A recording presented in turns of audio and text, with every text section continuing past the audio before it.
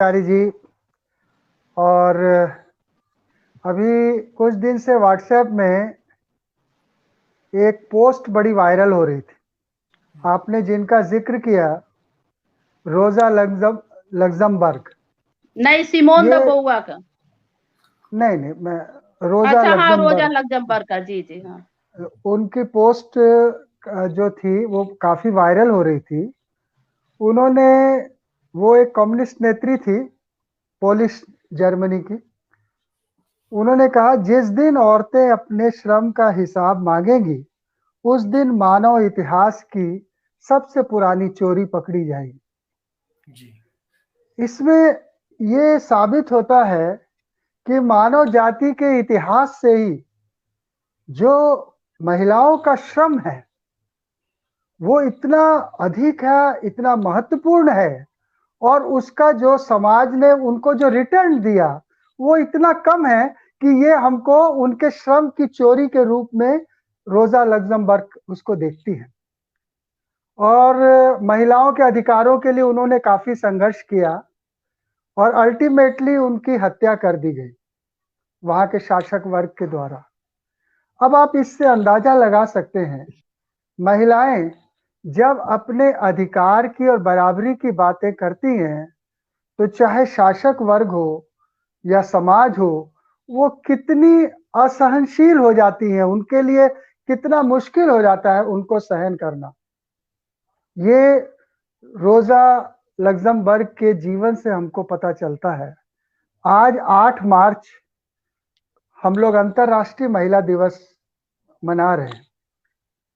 हमको ये भी समझना चाहिए कि इसकी पृष्ठभूमि क्या है, क्यों मनाया जाता है, इनके पीछे किन लोगों का हाथ है, ये 8 मार्च को ही क्यों मनाया जाता है। 1917 में रूस की महिलाओं ने रोटी और शांति के लिए, विश्व शांति युद्ध हो रहा था उस समय, उस युद्ध के खिलाफ और मानवीय जो मनुष्य थे, नागरिक थे, उनकी रोटी के लिए संघर्ष किया रूस के अंदर।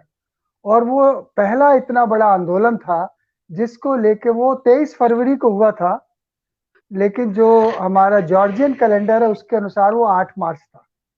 इसीलिए 8 मार्च का दिन जो है बड़ा महत्वपूर्ण हो जाता है। और इसके पीछे जो पृष्ठभूमि है, ऐसे कहने के लिए, तो क्लारा जेटकिन ने सबसे पहले 1910 में डेनमार्क में कोपेनहेगन में जो अंतर्राष्ट्रीय महिलाएं, ये वो महिलाएं थी, 17 देशों की 100 महिलाएं थी जो अपने देशों में महिलाओं के अधिकारों के लिए जबरदस्त संघर्ष कर रही थी।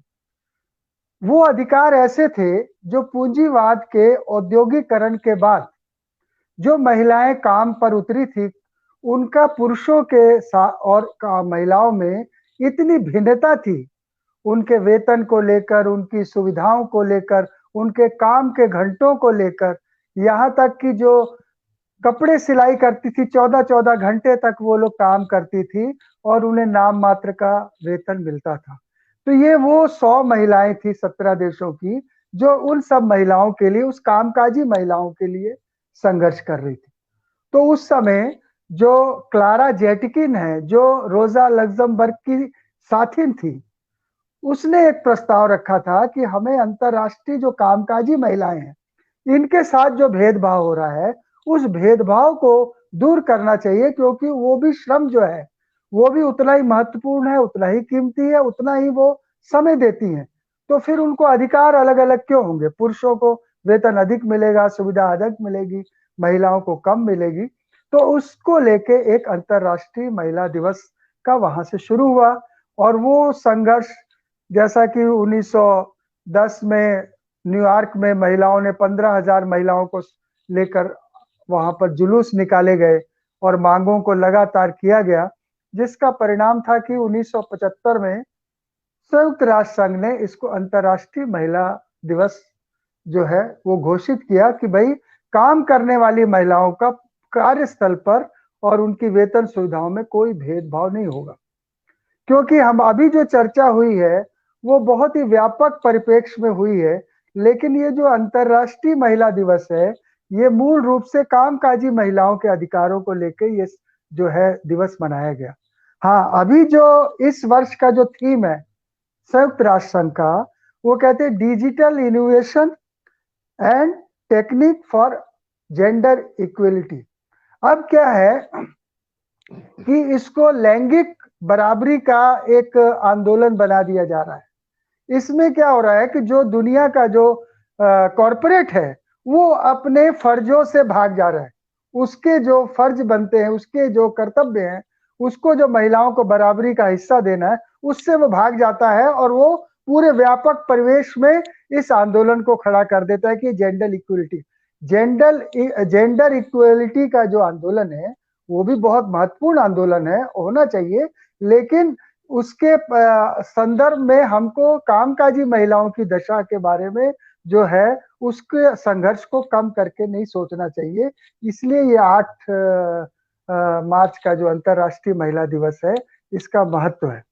दूसरी बात जो कहना चाह रहा हूं कि इस आंदोलन में निश्चित रूप से पुरुषों की बहुत बड़ी भूमिका है, क्योंकि जो महिला आंदोलन है, कामकाजी महिलाओं का आंदोलन, वो एक इंटरनेशनल ट्रेड यूनियन आंदोलन का एक हिस्सा है, वो अलग नहीं है।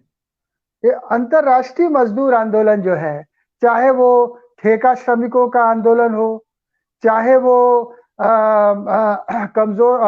दूसरे कमजोर तबकों का आंदोलन हो, उसी तरीके से महिलाओं को, जो कामकाजी महिलाएं हैं, उसको लेके भी लगातार, चाहे वो इसमें वामपंथी जो ट्रेड यूनियन है इनकी प्रमुख भूमिका है।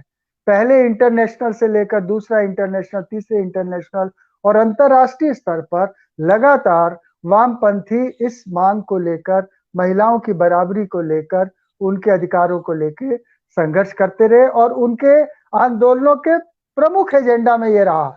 और आज भी इतना संघर्ष के बावजूद जो हमारी बहन रेणु शुक्ला जी कह रही थी, वो वास्तविकता है। आज भी महिलाओं का वहीं पर उपयोग किया जाता है जहां पर वो शोपीस है, लेकिन जहां पर कोई डिसीजन लेना है, जहां पर उनको अधिक सुविधा देनी है, वहां पर आज भी पुरुष ही वहां पर वर्चस्व रखते हैं। तो ये भी जो उनकी परिस्थिति है, इन सब के खिलाफ अभी हमको संघर्ष बहुत अधिक करना है। बहुत और ज्यादा, इसको बहुत ज्यादा है, हाँ जी, बहुत ज्यादा संघर्ष करना है। बहुत सही कह रहे हैं आप, सही कह रहे हैं। अभी हम लोग उसमें बहुत ही कम दूरी पर पहुंचे, अभी हमको बड़ा लंबा सफर करना है। और उसके लिए जरूरी है कि जो हमारे ट्रेड यूनियन आंदोलन है वो इस बात को प्रमुखता में ले, उनके जो नेतृत्वकारी कमेटियां हैं उसमें कामकाजी महिलाओं को अधिक से अधिक भागीदारी दी जाए, उनको उनका इन्वॉल्वमेंट बढ़ाया जाए, उनकी कार्यस्थल की जो परिस्थितियां हैं वहां पर उनकी जो दिक्कतें हैं।